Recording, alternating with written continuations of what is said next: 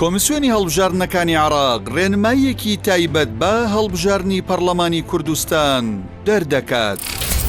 بەپێی ڕێنماییەکەی کۆمیسیۆنی هەڵبژاردنەکانی عێراق کە لە ڕۆژی 5 ئەیلولی 2023 دەرچووە، سیستمی دەنگدان و جیاکردنەوە و هەژمارکردنی دەنگەکانی خولی شەشەمی پەرلەمانی کوردستان ئەلکترۆنی دەبێت.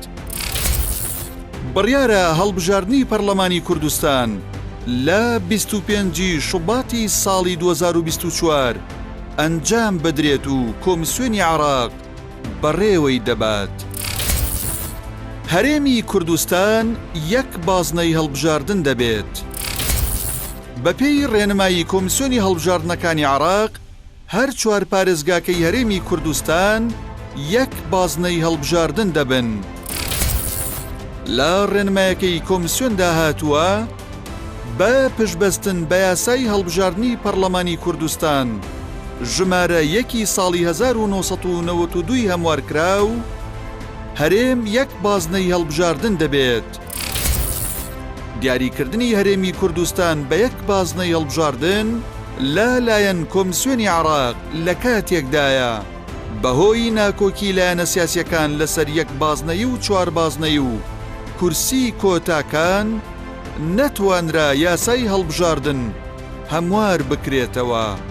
بەمەش خولی پێنجەمی پەرلەمانی کوردستان ماوە یاساییەکەی بەسەر چوو. لە ئێستاشدا یەکێتی سکاڵایەکی لە دادگای فیدراڵی عێراق تۆمار کردووە و داوا دەکات هەرێم بکرێتە چوار بازنە و کورسی کۆتاکانیش بەسەر پارێزگاکان دابەش بکرێن، بەڵام تاکو ئێستا سکاڵاکە یەکلایی نەکراوەتەوە. دەنگدان و ژماردنی دەنگەکان بە شێوەی ئەلکترۆنی دەبێت. بە گوێرەی ڕێنمایەکەی کۆمیسیۆنی هەڵبژاردنەکانی عێراق هەر کەسێک تەمەنی گەیشت بێتە 18 ساڵ مافی دەنگدانی هەیە. بوونی کارتی بایۆمەتریش مەرجە بۆ دەنگدان.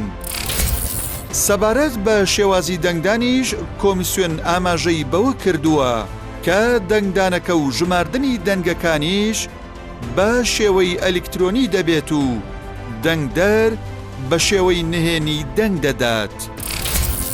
تۆماری دەنگدەران بۆ هەڵبژاردنی پەرلەمانی کوردستان تۆماری بایۆمەتری کۆمیسیۆنی هەڵبژاردنەکانی عێراق بەکاردێت کە بەپێی تۆمارەکە 3,641,596 کەس مافی دەنگدانیان هەیە. پارێزگای سلێمانی و هەڵەبجە 1,441,885 دەنگدەر، هەولێر 1,312,601 دەنگدەر، دهۆک 887,110 دەنگدەر. کاتی دەنگدانی تایبەت و گشتی بەپێی بڕیاری کۆمیسیۆنی هەڵبژاردنەکانی عێراق دەنگدانی تایبەت بۆ هێزە ئەمنیەکان و کارمەندانی نەخۆشخانە و زیندانەکان و زیندانیان 48 کاتژمێر پێش ڕۆژی دەنگدانی گشتی ئەنجام دەدرێت. کاتی دەنگدانیش بۆ هەردوو هەڵبژاردنی تایبەت و گشتی کاتژمێر 7 بەیانی دەست پێ دەکات و لە کاتژمێر 6 ئێوارە کۆتایی دێت.